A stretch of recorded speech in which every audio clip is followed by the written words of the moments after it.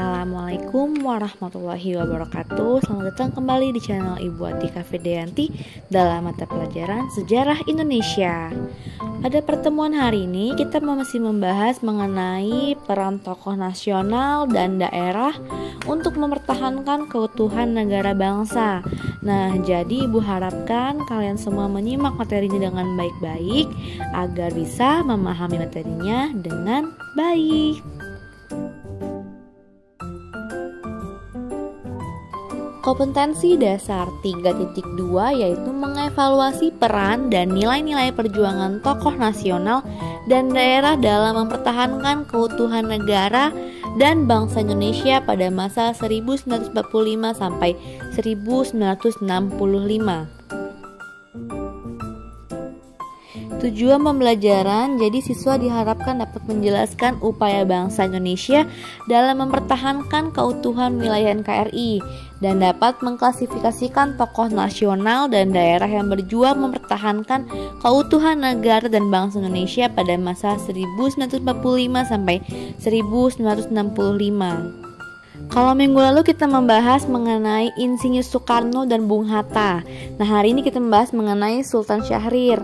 Beliau lahir di Padang Panjang, Sumatera Barat pada tanggal 5 Maret 1909 dan merupakan anak dari M. Rasat yang merupakan jaksa penuntut umum ternama yang menjadi penasihat Sultan Delhi. Nah, tahun 1929 beliau tuh usianya masih 20 tahun. Beliau pergi ke Belanda untuk melanjutkan studinya ke Fakultas Hukum Universitas Leiden. Nah, Sultan Hasim juga ini merupakan Perdana Menteri pertama di Indonesia dan menjabat sebagai Perdana Menteri dari tahun 14 November 1945 sampai 20 Juni 1947 dan mendirikan Partai Sosialis Indonesia pada tahun 1948. Nah, selain berkecimpung dalam sosialisme, beliau juga aktif dalam Perhimpunan Indonesia atau yang disingkat dengan PI. Kita kemarin sudah membahas nih yang dipimpin oleh Muhammad Hatta gitu. Nah, lalu Sultan Syahrir ini mendirikan partai baru bersama Hatta ya, yang dinamakan dengan Partai Pendidikan Nasional Indonesia atau PNI sebagai organisasi pencetak kader-kader pergerakan yang siap untuk bergerak ke arah tujuan revolusionernya. Namun karena mereka ini mendirikan partai, Belanda ini gak setuju, gak seneng lah ngeliatnya ya karena kegiatan tersebut. Jadinya Sultan Syahrir dan kawan-kawan ini sampai ditangkap dan Sultan Syahrir dipenjara di Cipinang. Pada bulan Januari, Sultan Syahrir dengan Muhammad Hatta ini dibuang. Jahat banget. Dibuangnya ini ke Pulau Digul. Nih ya, Ibu tunjukin ya gambarnya.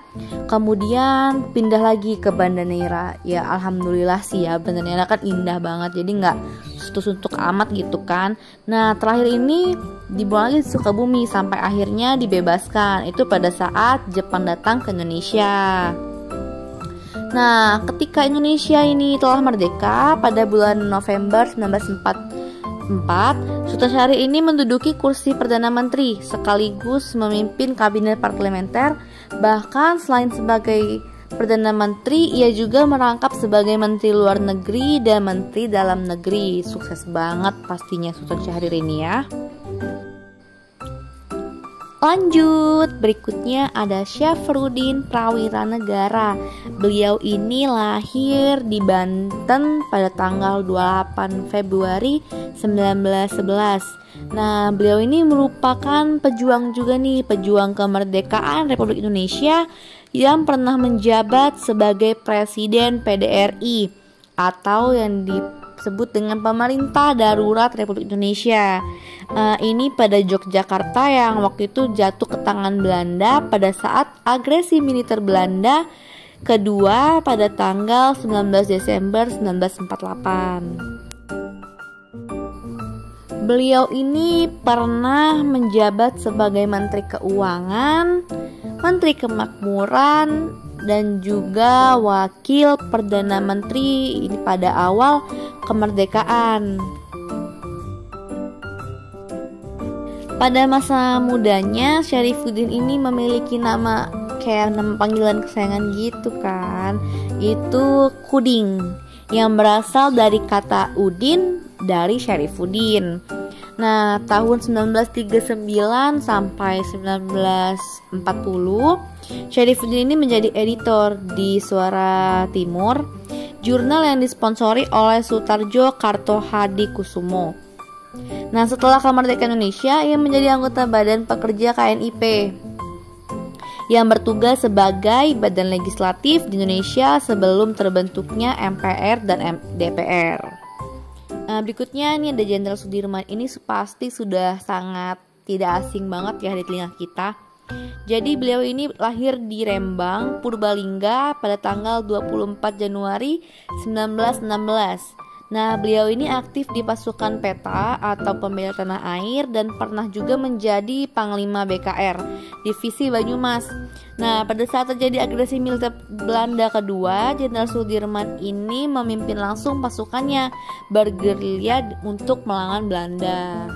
Berikutnya ini ada Bung Tomo. Bung Tomo ini punya semboyan kayak merdeka atau mati. Itu kalau udah kata-kata merdeka atau mati itu pasti Bung Tomo, sudah pasti ya. Nah, beliau ini lahir di Surabaya pada tanggal 3 Oktober 1920. Nah, beliau ini banyak berkecimpung dalam bidang kewartawanan seperti menjadi jurnalis lepas untuk Hanan Sura Umum, Harian Berbahasa Jawa Express, Mingguan Pembela Rakyat, dan majalah Pustaka Timur. Pada masa Perang Kemerdekaan, Bung Tomo ini mendirikan Barisan Pemberontakan Rakyat Indonesia atau BPRI. Nah, pada saat bergabung menjadi anggota Gerakan Rakyat Baru dan pengurus pemuda Republik Indonesia itu merupakan titik awal keterlibatannya dalam pertempuran 10 November. Karena dengan posisinya itu ia dapat akses radio yang berperan besar untuk menyiarkan orasi-orasi yang memberikan semangat untuk rakyat. Meskipun pada akhirnya pihak Indonesia ini kalah di pertempuran 10 November 1945, namun pertempuran Surabaya itu tetap dianggap berhasil nih. Karena itu berhasil membuat para pasukan Inggris ini mundur seperti itu. Oke, sekian materi yang bisa Ibu sampaikan. Semoga bisa bermanfaat. Untuk kalian tetap semangat ya. Wassalamualaikum warahmatullahi wabarakatuh.